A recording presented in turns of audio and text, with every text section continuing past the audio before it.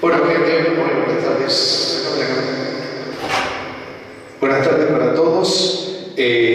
Nos encontramos reunidos hoy aquí entonces para este conversatorio sobre la concientización de la salud femenina. Va a disertar la doctora Carolina Llano, y para dar comienzo con este conversatorio vamos a invitar al señor intendente interino Gabriel Caserio a que nos dé la apertura. Hola, ¿qué tal? Buenas tardes, ¿cómo están? No sé si hace falta el micrófono, pero bueno, simplemente a saludarlos, felicitarlos por supuesto a la doctora Carolina Llano, que es la encargada de salud de acá de nuestro municipio, por el laburo que hace día a día y bueno, por la charla que también está planteando el día de hoy. Bueno, por esta temática, ¿no? Por este problema que tienen muchas mujeres, creo que va a hablar un poquito de lo que es la prevención y demás, así que bueno, en este mes de octubre, que es el mes contra el cáncer de mama, poder informarse, poder concientizarse a tiempo, creo que es algo muy importante y que bueno, la doctora está sobre el trabajo que creo que es un poco trabajo de toda la comunidad, ¿no? Concientizar, trabajar día a día sobre estas problemáticas para que bueno, para que las mujeres también de alguna forma puedan llegar a detectar ciertos problemas tal vez de salud que pueden surgir como el cáncer de mama a tiempo, que es algo muy importante. Así que bueno, Caro, agradecerte, felicitarte y te dejamos a vos con la capacitación. Bueno, vale, muchas gracias. Bueno, buenas tardes, a pocos. Bueno, la idea de hacer esta charla más que nada era hablar en general sobre un octubre rosa, hablar sobre, no solo sobre la prevención o la detección temprana del cáncer de mama, sino también sobre todo el cuidado de la salud de la mujer, no solamente de la salud ginecológica, sino de la salud general. Entonces, ¿cómo podemos cuidarnos para no llegar a tener complicaciones, ¿no es cierto? Cosas que pueden ser evitables, poder tratarlas a tiempo. Entre ellas, bueno, el cáncer de mama, como todos nosotros sabemos, es una enfermedad que, como dicen las estadísticas, como casi todas las estadísticas, 8 de cada 10 mujeres la van a tener, como el cáncer de útero, como el infarto agudo del miocardio, y por ahí esas cosas asustan mucho. Entonces por ahí yo prefiero empezar hablando de qué podemos hacer para prevenirlas, para evitarlas, qué hábitos de vida que por ahí todos lo sabemos, todos los conocemos y de repente no los hacemos. Bueno, recién hablaba con ustedes que habían llegado, digo, por ahí si apoyáramos más estas conductas que son de tipo preventivas, si adhiriéramos más todos a eso, a tener una información, que hoy la información está en todos lados, pero por ahí la información no se sabe utilizar y bueno, los problemas llegan en etapas muy avanzadas. Hoy por hoy nosotros solamente en nuestro centro de salud hacemos continuamente exámenes de citología, que es el PAP, el Papa Nicolau, que es el método de detección temprana del cáncer de cuello de útero, y tenemos pacientes que tienen 22, 23 años que de repente tienen un cáncer de cuello de útero. Y lo mismo pasa con el cáncer de mama, de repente lo detectamos o lo diagnosticamos cuando ya está en estadios avanzados, siendo que se podría haber tomado a tiempo y haber tenido tratamientos que no son tan radicales y tan agresivos como llegar a tratamientos de cirugías, quimioterapia, radioterapia, bueno, y complicaciones que a veces ya cuestan la vida de una paciente. Con respecto a la salud general también, nosotros hoy por hoy sabemos que enfermedades crónicas no transmisibles, como es la diabetes, la hipertensión, la obesidad, son enfermedades que aquejan a la sociedad completa, específicamente a las mujeres, específicamente a las mujeres jóvenes. ¿Por qué? Todo de la mano de eso, de los nuevos tipos de vida que tenemos, vidas más sedentarias, una alimentación que de repente no es saludable, alimentaciones que tenemos con ultraprocesados, que de repente no ayudan a la buena nutrición. También nuestra vida que de repente es un poquito más estresante, todos salimos a trabajar, mujeres, hombres, tenemos menos tiempos, muchos horarios, muchas ocupaciones y de repente nos olvidamos a lo mejor de cuestiones básicas de cuidados de salud. De por sí de repente hay poca gente que hace su control de salud. Yo atiendo mujeres todos los días, hombres y demás, decís, van porque tienen una enfermedad, un dolor o un problema, pero nunca a lo mejor por un control. A las mujeres que atendemos por control, porque es algo que está mucho más internalizado, es el control del embarazo. Y de repente vos le preguntás a una mujer, ¿cuándo fue la última vez que te hiciste un PAP? Y el último PAP fue cuando estuvo embarazada y tuvo hace 14 años, 10 años y no se hizo nunca más un control, porque bueno, las prioridades terminando siendo en otras, lo lleva así a su hijo al control o al médico y no se cuidan ella. Entonces, para mí más que nada esto es concientizar sobre eso, sobre un autocuidado responsable, sobre no solamente el asistir al médico para un control de salud, sino también para parte nuestra cambiar hábitos que nos pueden ayudar a también tener mejor calidad de vida, a ser más autoválidos en el futuro, a que no lleguemos a la vejez y tengamos que ser dependientes de un montón de medicamentos o de un andador, de una silla de ruedas o de diferentes terapias que fueron secundarias o de secuelas, pacientes secuelados a raíz de hoy por hoy. La mayor secuela que está dejando los ACV, nosotros vemos ACV todos los días, gente joven, gente de mediana edad, gente mayor. ¿Por qué pasa? La primera causa de un ACV es la hipertensión. La hipertensión es una enfermedad que se puede detectar en un consultorio de un centro de salud, no hay que hacer tomografía, resonancia, ir a un hospital de segunda o tercera complejidad. Y hoy crisis hipertensivas hay todos los días de gente que no estaba diagnosticada, que no tomaba medicamentos, que no adhería a su medicación, que no adhería a los cambios en los hábitos de vida que tenemos que tener. Entonces sobre eso la población la medicina tiene que actuar más que sobre la parte paliativa, que es los estudios de tanta complejidad, los exámenes, los super especialistas, es sobre la parte preventiva, es sobre nuestra comunidad, enseñarle a vivir mejor desde la prevención, porque después la medicina es mucho más cara, la medicina paliativa, la medicina que tiene que usar una terapia intensiva, que tiene que usar un resonador, una tomografía, medicamentos costosísimos, días de internación, es mucho más cara que la medicina preventiva. De repente la medicina preventiva empieza porque todos sepamos que tenemos que estar vacunados, que no solamente el calendario de vacunación se hace a los niños de 5 años hasta los 10 años o hasta los 11 años que se terminó, que una mujer adulta tiene que tener por el calendario nacional vacunación contra hepatitis B completa, que tiene que hacerse si tiene factores de riesgo, vacunación contra la neumonía,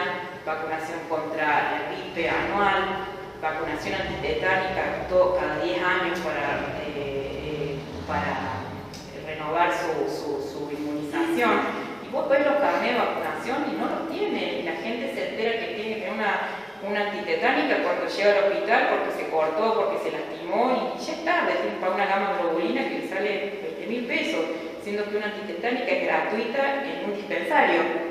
Y que de repente hoy estamos con una epidemia de gripe A. Hoy estamos con una epidemia de gripe A, nosotros tenemos 60 pacientes por día por guardia en el dispensario que están enfermos de gripe, que no hace falta que la tipifiquemos ni nada por eso, porque son pacientes de bajo riesgo. Pero cuando el paciente llega a complicaciones porque tiene factores de riesgo, el paciente que si ¿estás vacunado? No estaba vacunado, y era asmático, era fumador, era EPOC, era mayor de 50 años, todos caracteres que hacen que la persona tendría que estar vacunada y no lo estoy, que todos tendríamos que tener ese tipo de medicina preventiva un poco más asimilada y bien usada. Entonces por eso, por esto es una suerte de consultorio grande que por ahí uno intenta hacer en estas charlas, que a lo mejor la gente que no va, que no asiste al centro de salud, porque por ahí hay un montón de gente que sí va, pero hay un montón de gente que no va y que por ahí podría nutrirse así en grupos más grandes educativa, ¿no es cierto? Sacar de cada uno, porque la educación no es lo que yo puedo poner en el otro, la educación es lo que cada uno tiene, el potencial que cada uno tiene y tiene que desarrollar. Entonces de repente con ese potencial saber usarlo, saber cómo tiene que alimentarse, saber qué opciones mejores puede usar para sus cuidados, saber cuándo tiene que hacerse un control rutinario del laboratorio. Todos sabemos que a partir de los 40 años todos tenemos que tener por lo menos un examen para saber o cuánto es nuestra glucemia, cuántos son nuestros glóbulos rojos y blancos, cómo está funcionando nuestro riñón, que son un análisis de rutina, muy sencillos y que son todo accesible. De todo lo que he estado hablando es todo gratuito, todo accesible. Todos tenemos nuestros recursos en nuestro centro de salud, no tiene que irse a ningún lado. Un análisis de complejidad 1 se puede hacer en el centro de salud, un examen de Papá Nicolau, que es complejidad 1 y se hace en el centro de salud y no tiene ningún costo. La vacunación es complejidad 1, o sea, atención primaria, y se hace todos los días en el centro de salud. Y de repente lo otro que vamos a hablar, que puede ser una mamografía, también la accesibilidad. Nosotros tenemos medicina, tenemos el privilegio de vivir en un país que nos vivimos quejando todo el día de todo, pero que es uno de los pocos países del mundo que tiene medicina pública, y que la medicina pública es buena y que a veces es más buena que la medicina privada, y que nunca se abandona a la gente en ninguna instancia de gravedad mayor, como sí pasa en otros lados. Cueste lo que cueste, los recursos del Estado siempre van a estar para tratar al paciente. No se abandona al paciente por más que tenga la enfermedad más grave y costosa del mundo. La salud pública funciona y se la atiende al paciente. Pero el tema es ese, no llegar a esas instancias, que se usen mejor los recursos, que los recursos del Estado se usen para eso, a lo mejor para más personas y no para gastar un montón en uno solo. Si se podría haber dividido mejor o hacer un reparto más equitativo si lo usáramos a nivel preventivo, si se usara bien lo preventivo, porque a veces el mal uso. Están por ahí las campañas, está la atención continua más que las campañas. Yo no soy una persona que me maneje muy por campañas, sino por lo diario y lo habitual. Yo cuando hablaba todo esto del octubre rosa y veía compañeros que me decían de qué sirve pintar de rosa o poner rosas todo un hospital o llenar de dibujos rosas y después no hay recursos para hacer mamografía para todos los pacientes. Entonces creo más en eso, en otros recursos que a lo mejor no son tan visibles pero que son más verdaderos, ¿cierto? Como hablábamos recién, tener un turno, conseguir un turno para poder hacer una mamografía a cada paciente y que ese paciente pueda llegar a su lugar para hacer la mamografía de un modo accesible si no lo tiene. Y de repente en eso nos tenemos que empeñar más que nada. Bueno, hablando un poco sobre lo que es lo que primero yo quería empezar más que nada es hablando de lo que es la mama, ¿no es cierto? Más allá de lo general. Sobre esto que me gustó más, sobre los mitos y verdades sobre el cáncer de mama.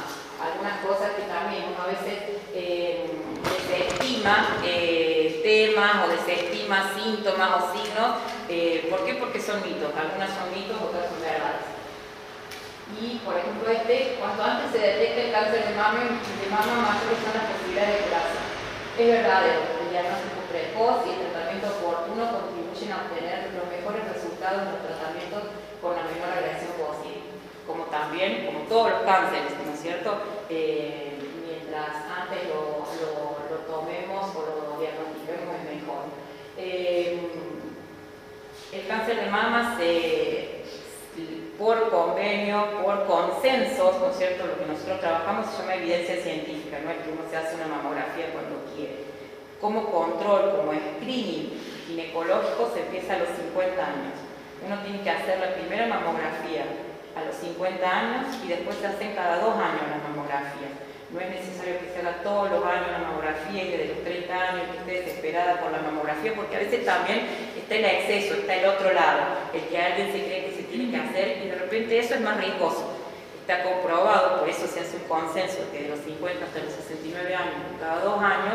¿Por qué? Porque de repente si no, la radiación que le provocamos a una mujer haciéndole 30 mamografías en su vida es más riesgosa para contraer un cáncer que hacer un buen uso del recurso. Por eso es el tema ese. A mí me dicen, yo a los 30 quiero hacer mamografía. No, yo no le voy a pedir una mamografía. Excepto que sea un paciente que tiene antecedentes de cáncer de mama en la familia, un paciente que se le haya practicado quimioterapia o radioterapia, que haya tenido o alguna lesión, que tenga alguna lesión como un nódulo, un tumor y que haya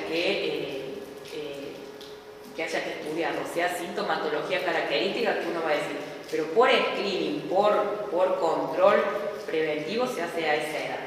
Y sí es verdad que tomado a tiempo, lo primero, como cualquier cáncer, no está diseminado, o sea, hablando sencillamente, no está diseminado, entonces se trata localmente y tal vez solamente con hacer una cirugía y hacer lo que se llama tomar una parte de lo que ha sido, de donde está afectando la lesión esta, las células anormales que se han desarrollado, es suficiente. Doc, ¿puedo hacer una Sí. Todo esto también sirve para el hombre, porque el hombre también sufre de cáncer de mama. También sufre No al mismo cáncer. nivel que la mujer, pero hay un porcentaje de hombres. Y el hombre a veces no sé, es como que se enfoca mucho en la mujer y se olvida que el hombre también puede sufrir estas. También el hombre tiene mama y también tiene alteraciones, no solo el cáncer de mama, hay un montón de patología mamaria que se puede desarrollar, a veces de tipo hormonal, casi siempre de tipo hormonal, ¿no es cierto? Entonces, que a lo mejor no es el cáncer de mama específico, pero viene a raíz de alguna alteración hormonal que desarrolle el aumento de la mama, la inflamación, la secreción por el pezón, y entonces también son todas enfermedades que pueden tratarse. Bueno, este otro. Las mujeres sin antecedentes familiares están libres de riesgo de desarrollar el cáncer de mama.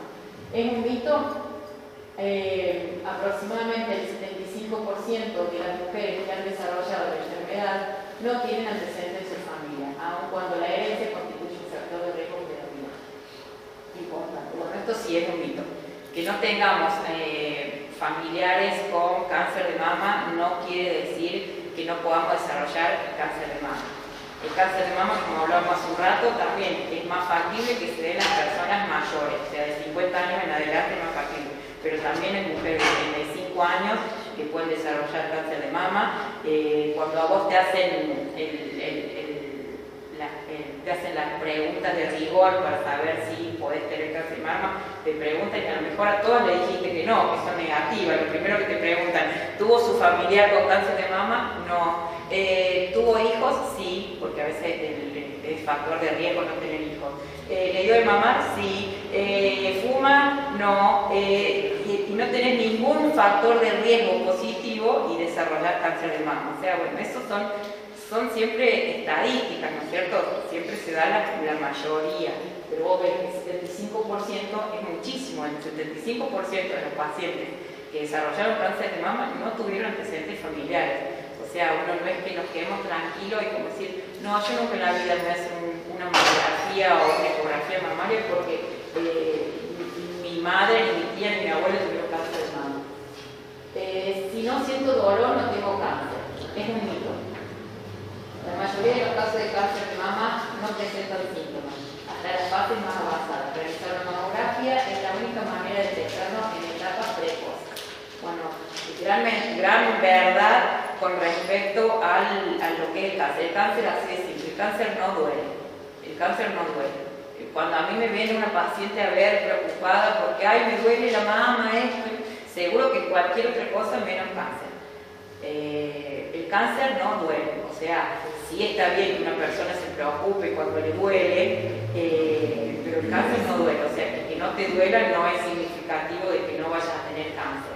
Que no estés con cáncer, por ejemplo, si se te desarrolló un nódulo en la mama y vos te tocas y no te duele, es una pelotita, no es nada, debe ser una bolita de grasa, ¿viste? Como a veces se desestima o nunca quiere creer uno que algo es malo. Nosotros, nadie vive pensando por el malo, porque si vivís pensando por el malo, tenés un problema, está mal. pero a veces hay cosas que nos dan indicios de que algo está mal y bueno, hay que darle bolilla. Pero es verdad, eso es un gran mito, el cáncer no duele. Cuando algo duele, es más común que sea, por ejemplo, una mastitis, que sea, a lo mejor hay muchos cambios hormonales. Una displasia mamaria que es dolorosa,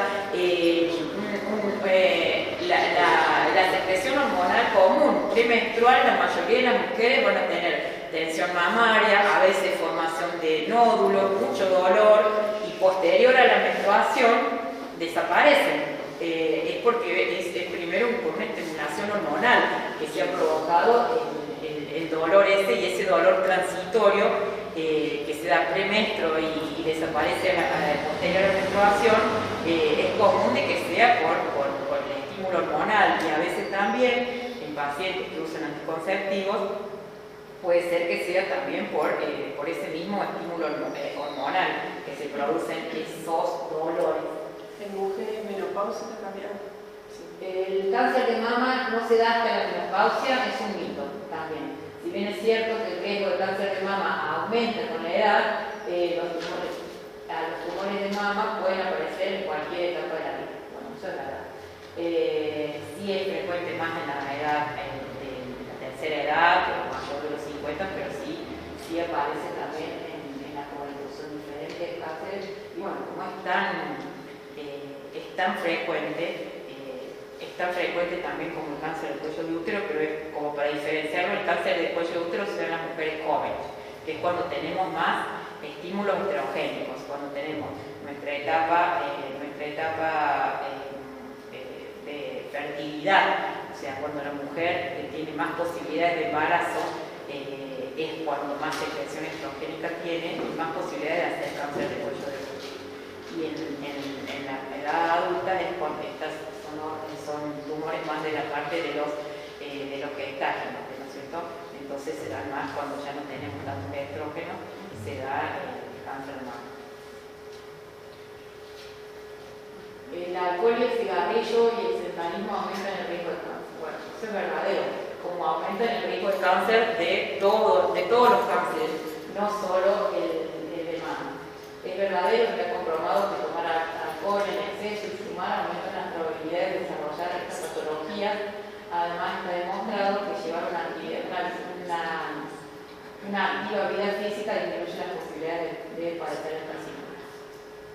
El mayor tratamiento o una parte del tratamiento que se da cuando se diagnostica el cáncer de mama es una dieta.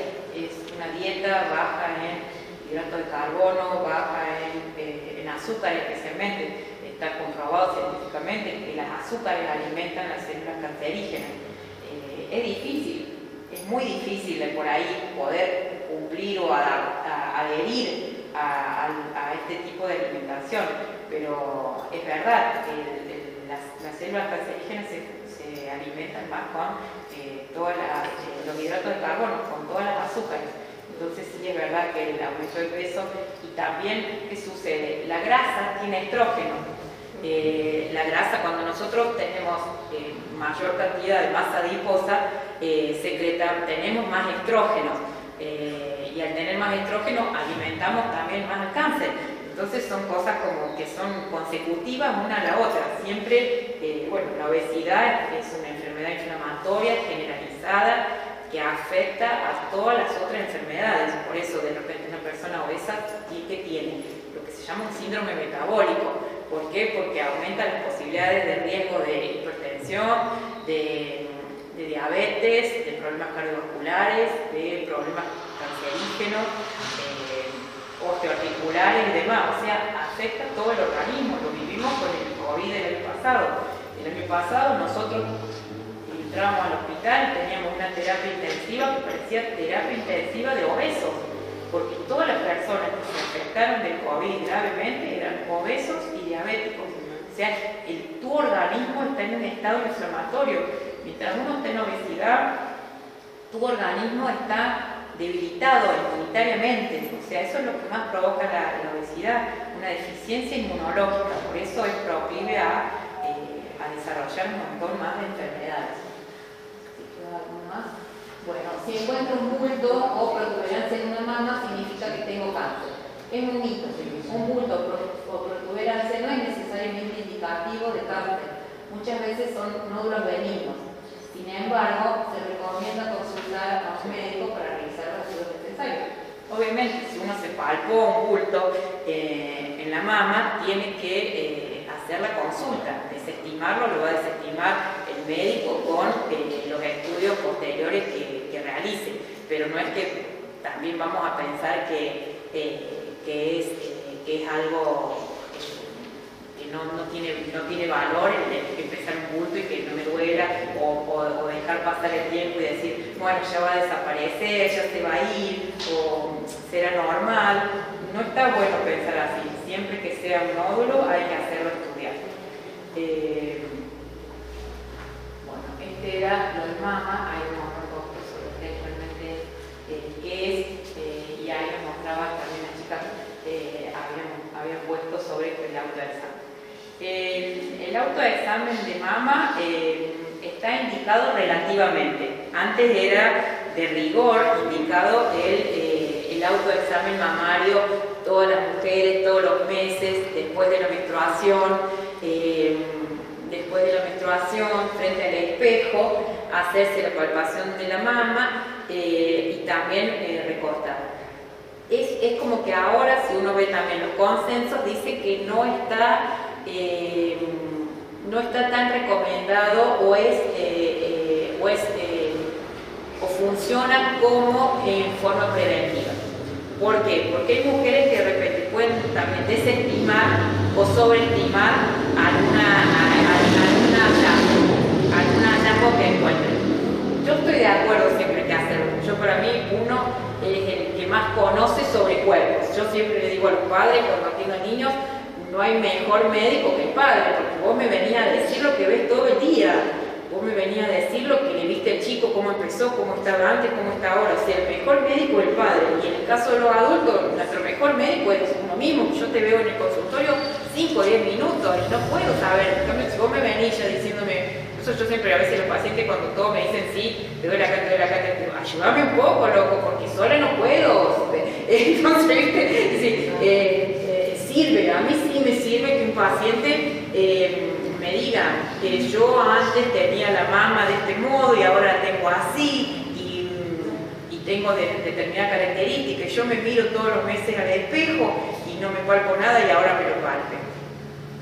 El autoexamen mamario para mí sí es bueno, para mí sí hay que promocionarlo y ante cualquier duda, obviamente, y ante cualquier hallazgo fuera de lo habitual, hay que concurrir al médico y hacer una segunda consulta, porque no es que uno se va a quedar con eso. ¿En qué consiste el autoexamen de mama? Es eso, es pararse frente a un espejo una vez al mes, uno después, como siempre decimos, después de la menstruación, las personas menopáusicas que ya no menstruan en cualquier momento del mes, se pone una mano en la nuca, el primero, siempre se mira, primero se pone las dos manos, se mira frente al espejo y lo que primero va a ver es cómo están sus mamas, si tienen la misma simetría, si caen iguales, si no tienen, si no están caliente, roja, si no tiene una retracción, se dice como un tironeamiento, o sea, como que algo lo tira como si estuviera tirándolo para atrás en alguna parte, si el pezón tiene alguna secreción, si de repente en el único momento que es normal una secreción láctea es hasta los 6 meses que uno dejó de dar de mamar. Si uno después que dejó de dar de mamar, durante los 6 meses próximos, tiene una secreción en la mama, eso es normal. Pero después en cualquier otro momento de la vida, si uno tiene una secreción, ya sea de suero, o sea serohemática, o sea medio oleosa o sangrosa, o sea una secreción de leche, son todas cosas para consultar. Entonces, si uno en su autoexamen se presionó un poquito el pezón y salió algo con esas características, es motivo de consulta. Y luego tiene que ponerse una mano en la nuca y empezar, como las agujas del reloj, a girar desde el pezón hacia afuera, girar y hacer todo el masaje sobre toda la mama, circundando toda la mama, luego con la otra mano lo mismo, parado. Y después acostado, hacer lo mismo. Acostado, con una mano en la nuca, va a girar toda la mama, como giran las agujas del reloj, y también sobre la axila y sobre el hueco, lo que llamamos supraclavicular, si tiene algún cambio. Uno se va a conocer, por ahí uno dice, uy, pero yo no soy médica, yo no sé qué es lo que es normal, qué es anormal. Si uno esto lo hace frecuentemente, va a conocer si algo diferente aparece. O sea, es decir, vos vas a ir conociendo la consistencia de cómo es la mama y vas a ir conociendo si en un momento apareció algo diferente o no. ¿Está? Entonces, para mí sí es beneficioso eso para detectar como cualquier cosa, como si de repente te sale un lunar, vos decís, uy, sí, lo vi, no lo va a dejar pasar. Son cosas llamativas, no son cosas que pasan desapercibidas y que de repente ayudan. Bueno, ¿qué es? El cáncer de mama es una enfermedad causada por la multiplicación anormal de las células de la mama, que forman un tumor maligno. Puede afectar a cualquier mujer. Las posibilidades de que aparezca aumentan con la edad, en especial a partir de los 50 años. Los factores de riesgo: ser mayores de 50 años, antecedentes de cáncer de mama o enfermedad perineoplásica de mama, antecedentes familiares de cáncer de mama, tratamiento previo con radioterapia o quimioterapia, terapia de reemplazo hormonal. Bueno, vieron que la reemplazo hormonal hace años, hace muchos años, en los años 60, a toda mujer que entraba en menopausia se le indicaba una terapia de reemplazo hormonal. ¿Para qué? Para que no sufra sintomatología. Esta terapia de reemplazo hormonal, que son estrógenos específicamente, y no se sabía o se supo en el tiempo, primero obviamente que eso se hizo porque se creía que era lo mejor, pero con el tiempo se descubrió que de repente sí, a lo mejor no tenían los sofocos, esa tuforada o el nerviosismo o todos los trastornos a nivel genital de resequedad o cualquier atrofia a nivel genital, porque tenían aporte de estrógenos, pero de repente desarrollaban un cáncer de mama. Entonces por eso se cambió, y ahora sí hay de repente pacientes que es muy necesario porque son muy sintomáticos. Hay gente que no puede dormir porque provoca terrible insomnio durante la menopausia. Entonces a esos pacientes por ahí se les da algún tipo de reemplazo hormonal, pero más de tipo sintéticos,